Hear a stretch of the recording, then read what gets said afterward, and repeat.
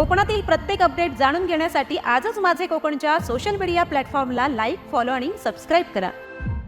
रत्नागिरी जिल्ह्यातील संगमेश्वर तालुक्यातील साखरपा येथे खासगी प्रवासी ट्रॅव्हल्सला आग लागून गाडी जळून खाक झाल्याची घटना घडली। ही घटना साखरपा जाधववाडी येथील गद्रे पेट्रोल पंपासमोर पहाटे 3:30च्या सुमारास घडली आहे। मात्र चालकाच्या प्रसंगावधानामुळे मोठा अनर्थ टळला असून सर्व प्रवासी सुखरूप बचावले।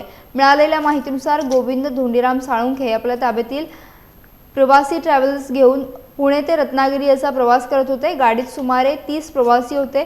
साखरपा येथे पोहोचताच गाडीने पेट घेतल्याचे चालकाच्या लक्षात आले। तात्काळ प्रसंगावधान राखत चालकाने सर्व प्रवाशांना खाली उतरवलं।